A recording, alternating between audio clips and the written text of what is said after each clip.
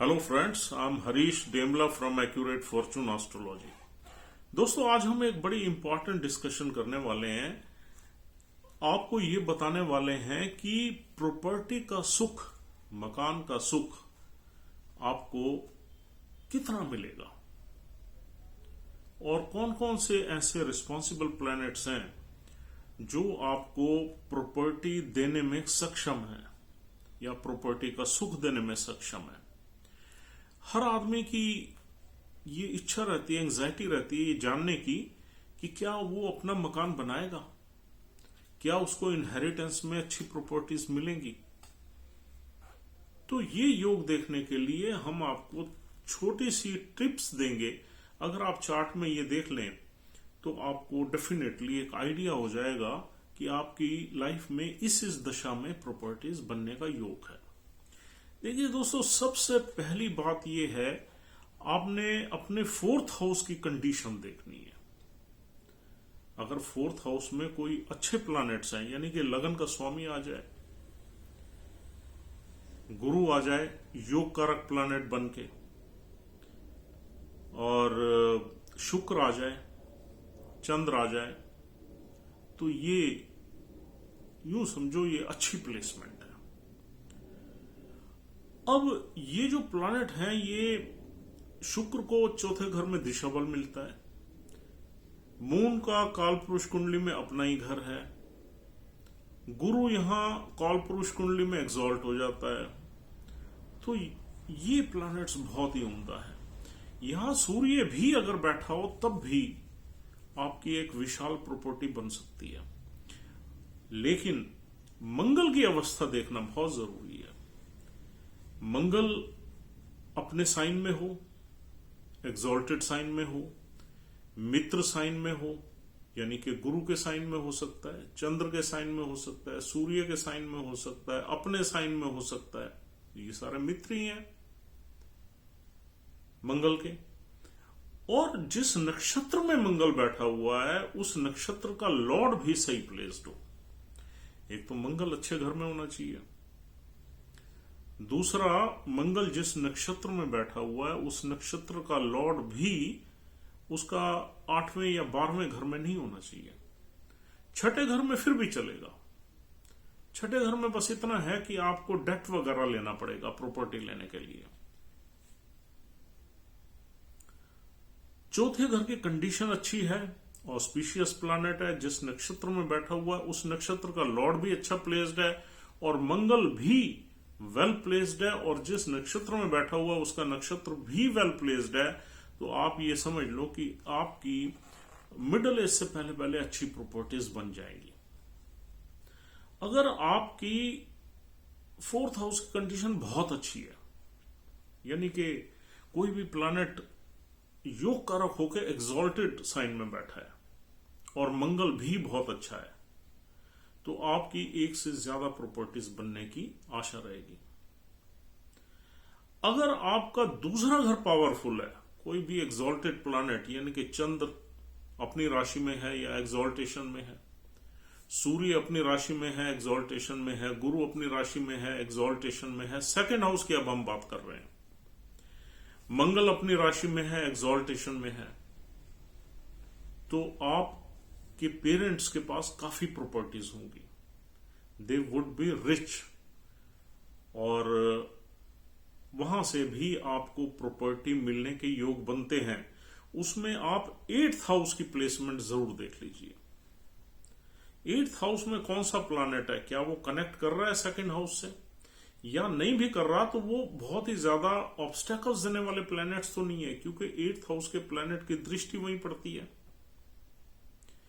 अगर कोई सैटर्न जैसा प्लैनेट पड़ा हुआ है जिसकी दृष्टि है, तो ये इनहेरिटेंस बहुत लेट मिल सकती है आपको। और अगर 8th हाउस भी आपका अच्छा है और सेकंड हाउस भी सॉलिड है, तो ये आपकी फैमिली की प्रॉपर्टीज दर्शाता है। और 9th हाउस जो आपके पिता का है, अगर उसका कनेक्शन सेकंड हाउस से बन गया तो आपको पेरेंटल प्रॉपर्टी मिलने के पक्के योग हो जाएंगे। और दोस्तों अब हम देख लेते हैं कि आपकी प्रॉपर्टी किस तरह की होगी। देखिए दोस्तों, अगर सूर्य चौथे घर में अच्छी डिग्निटी में बैठ जाए तो हमारी प्रॉपर्टी काफी बड़ी और विशाल होती है और बड़ी रॉयल एंड रीगल होती है। यानी कि अगर सूर्य सपोज एग्जॉल्टेड साइन में बैठ जाए या अपनी ही राशि में बैठ जाए और मंगल की स्थिति भी अच्छी है जैसा कि हमने बताया है, तो आपकी विशाल प्रॉपर्टी होगी, बड़ा घर होगा, रॉयल होगा। और अगर इस घर में, चौथे घर में गुरु बैठ जाए तो भी आपकी प्रॉपर्टी बहुत अच्छी होगी, बड़ी होगी और उसमें कुछ ना कुछ रिलीजियस एक्टिविटीज भी होंगी।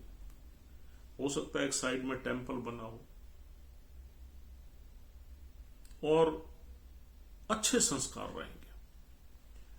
अगर आपके चौथे घर में शनि अच्छी डिग्निटी में है, अपनी राशि में है या एग्जॉल्टेड साइन में है, तो भी आपकी प्रॉपर्टी अच्छी बनेगी। लेकिन शायद हो सकता है आप किसी पुराने अच्छे घर को ले लें, उसको फिर रेनोवेट करें और उसमें रहें। तो ये दर्शाता है आप पुराना घर, कोई पुरानी प्रॉपर्टी वगैरह लेना ज्यादा पसंद करोगे। और अगर यहां पर शुक्र बैठ जाए तो आपकी प्रॉपर्टी सुसज्जित होगी, बहुत ही उसमें इंटीरियर वगैरह शानदार होगा। लेकिन शुक्र अपनी राशि में होना चाहिए या एग्जॉल्टेड साइन में होना चाहिए। आपकी प्रॉपर्टी अच्छी होगी, उसमें सारी लग्जरीज होंगी, कंफर्ट्स होंगे, लंबी गाड़ियां होंगी और सारी कन्वीनियंस ही होगी और सुंदर होगी। इंटीरियर बहुत अच्छा होगा, एक आर्टिस्टिक लुक होगा आपकी प्रॉपर्टी में। अगर यहां पर बुध बैठ जाए अच्छी डिग्निटी में फोर्थ हाउस में, तो आप ये मान लीजिए कि आप अपनी प्रॉपर्टी में कुछ ना कुछ बिजनेस एक्टिविटीज भी कर सकते हैं और उस घर से काफी कम्युनिकेशन से रिलेटेड कोई भी मतलब जो एक्टिविटीज रहेगी। और अगर चौथे घर में मंगल अच्छी डिग्निटी में बैठ जाए तो ये भी आपकी प्रॉपर्टीज को दर्शाता है। मंगल चौथे घर में काल पुरुष कुंडली में नीच का जरूर हो जाता है, लेकिन अगर मंगल चौथे घर में आ जाए तो आदमी की प्रॉपर्टी जरूर बनती है। हाँ, यहां पर अगर कोई भी प्लैनेट किसी ऐसे नक्षत्र में बैठ जाए जिसका लॉर्ड कहीं खराब बैठा हो, 8वें 12वें में बैठा हो या तीसरे में बैठा हो, तो प्रॉपर्टी में प्रॉब्लम्स आती हैं। जिस इंसान का नीच का मंगल होता है उसको प्रॉपर्टी में हमेशा स्ट्रेस रहता है, प्रॉपर्टी का सुख लेने में बहुत टाइम लग जाता है और प्रॉपर्टी पे एक प्रेशर बना रहता है। प्रॉपर्टी बिकने के चांसेस, हर 2-4 साल बाद प्रॉपर्टी बिकने के कगार पे आ जाती है। तो मंगल अगर नीच का हो तो इंसान को मंगल की लगातार पूजा करनी चाहिए, बंदरों को गुड़ चना खिलाना चाहिए और मंगल देव का प्रसाद, सुंदरकांड के पाठ उस घर के अंदर बड़े ऑस्पिशियस हैं, तभी प्रॉपर्टी बची रह सकती है। मंगल जिसका एग्जॉल्टेड होता है उसकी लाइफ में एक से ज्यादा प्रॉपर्टीज बनती हैं, बशर्ते मंगल अच्छे नक्षत्र में बैठा है। अपने ही नक्षत्र में बैठा है, धनिष्ठा में, और अच्छे घर में है तो उसकी एक से ज्यादा 2, 3, 4, 5 प्रॉपर्टीज बनती हैं लाइफ में जरूर। चौथे घर की कंडीशन अच्छी हो और मंगल एग्जॉल्टेड हो। और देखिए यहां अगर चंद्र बैठ जाए तो भी यहां पर बहुत अच्छी प्रॉपर्टी बनने का योग बनता है 4th हाउस में, और मंगल की कंडीशन भी ठीक हो। इस प्रॉपर्टी से आपका एक इंटरनल, एक इमोशनल रिलेशन भी बनता है और यहां पर कहीं ना कहीं आपके ऊपर मां की ब्लेसिंग्स भी हो सकती हैं। इस प्रॉपर्टी को बनने में उनका योगदान भी हो सकता है और ब्लेसिंग्स भी हो सकती हैं। और यहां पर अगर 4th हाउस में राहु बैठ जाए तो आपकी अपने नेटिव लैंड में प्रॉपर्टी बनाना ठीक नहीं है, आप कहीं दूर जाके प्रॉपर्टीज बनाओगे। नेटिव लैंड के आसपास 10, 20, 50 किलोमीटर में आपको रहना ही नहीं चाहिए। ये दर्शाता है आप घर से एक दूसरे कल्चर में रहोगे, दूसरी डिस्टेंस सिटी में रहोगे, दूसरी सोसाइटी में रहोगे, दूसरी कम्युनिटी में रहोगे, एक एलियन कम्युनिटी में रहोगे। अगर प्रॉपर्टी भी तभी बनेगी जब मंगल की दशा अच्छी है, क्योंकि राहु तो मंगल का दुश्मन ही है। और चौथे घर में अगर राहु आ जाए तो ज्यादातर हमारी प्रॉपर्टी में भूमि ना लेके हम अपार्टमेंट या फ्लैट की तरफ जाएंगे, वो भी ग्राउंड फ्लोर से ऊपर का। अगर यहां केतु बैठ जाए तो भी आपकी प्रॉपर्टी अपने नेटिव लैंड पे बनने के चांसेस कम रहते हैं, और आप अपने पेरेंटल प्रॉपर्टी में भी रहने का सुख नहीं भोग सकते। आप बड़ी अर्ली एज में अपने घर को छोड़ के निकल जाओगे, चाहे आप एजुकेशन के लिए निकलो, चाहे आप पैसा कमाने के लिए निकलो, आप घर को छोड़ दोगे और कहीं दूसरी जगह जाके आप घर से बहुत दूर प्रॉपर्टीज बना सकते हो, बशर्ते मंगल की डिग्निटी अच्छी। हम बार बार मंगल पे क्यों आ रहे हैं? देखिए, मंगल की ब्लेसिंग के बगैर प्रॉपर्टी को बनाना बहुत मुश्किल है। अगर आपका मंगल पीड़ित है और प्रॉपर्टी आपने बना ली तो डेफिनेटली ये प्रॉपर्टी बिकने की कगार पर रहेगी। इसलिए मंगल को देखना बहुत जरूरी है। मंगल अगर आपका पीड़ित है तो मंगल के काम करना बहुत जरूरी है, मंगल के रेमेडीज करना बहुत जरूरी है, ताकि आपकी प्रॉपर्टी बन जाए और उसका सुख आप ले लें। दोस्तों, सेकंड हाउस की कंडीशन भी अच्छी होनी चाहिए अगर आपने प्रॉपर्टी का सुख लेना है तो दोस्तों, ये कुछ योग थे जो हमने आपको बताए हैं। अगर ये योग आपके चार्ट में मिलते हैं तो डेफिनेटली आप अपने मकान का, प्रॉपर्टी का भरपूर सुख लेंगे।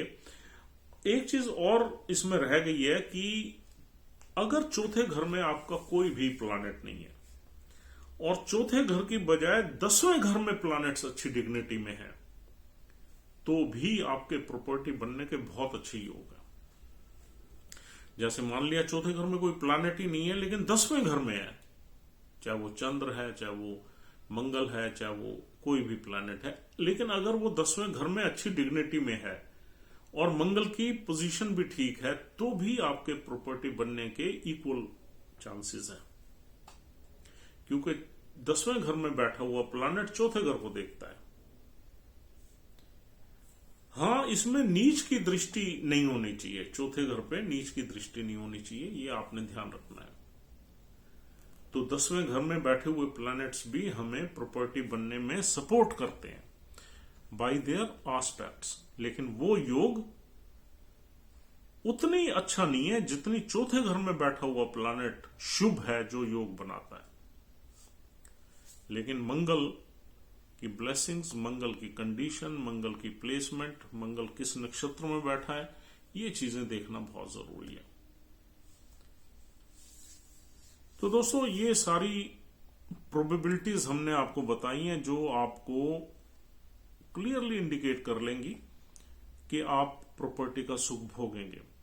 और दशाएं देखने के लिए आप महादशा और अंतरदशा इज वेरी इंपॉर्टेंट। अगर दोनों ही दशाएं सपोर्टिव आ गई तो आपका प्रॉपर्टी बनने का योग बन जाएगा। सपोज महादशा भी अच्छे प्लैनेट की चल रही है जो कि आपके चौथे घर से कनेक्टेड है किसी भी तरीके से, और अंतरदशा मंगल की चल पड़ी, चंद्र की चल पड़ी, शुक्र की चल पड़ी, या उन प्लैनेट्स की चल पड़ी जो चौथे घर में बैठे या चौथे घर को सपोर्ट कर रहे हैं, तो प्रॉपर्टी बनने का माहौल बन जाता है, माइंड बन जाता है और हो भी जाता है काम। तो वो आपकी दशाएं आप इजीली देख सकते हो। अंतरदशा प्ले वेरी इंपॉर्टेंट रोल, और अंतरदशा में अगर पर्यंतर दशा भी आप देखते हो, तीनों सीरीज से अगर सपोर्टिव दशाएं आ जाती हैं जो जिन प्लैनेट्स की हमने बात की है, तो डेफिनेटली यहां पर आप प्रॉपर्टी आराम से बना सकते हो और उसका सुख भोग सकते हो। तो दोस्तों, this is all for the day. उम्मीद करता हूं ये डिस्कशन आपके लिए यूजफुल है। आप अपने चार्ट को बड़े डिटेल्ड वे में देख सकते हैं और किस तरह से आपके प्रॉपर्टी के योग बनेंगे। अगर ये प्लैनेट्स थोड़े से इंफीरियर कंडीशन में हैं तो आप ये बिल्कुल मत सोचिए कि आपको प्रॉपर्टी का सुख नहीं मिलेगा। थोड़ा सा डिले मिलेगा, थोड़ा ऑब्स्टेकल्स रहेंगे, थोड़ी सी परेशानियां ज्यादा बढ़ेंगी, मेहनत ज्यादा करनी पड़ेगी, लेकिन कहीं ना कहीं अगर सारे योग नहीं है, आधे पॉजिटिव योग हैं, तो भी प्रॉपर्टी का सुख मिलता है, लेकिन एक संघर्ष के बाद, मेहनत के बाद मिलता है। So friends, thank you very much for watching this video. We'll see you soon. Take care of yourself. Have a good time. Thank you very much once again.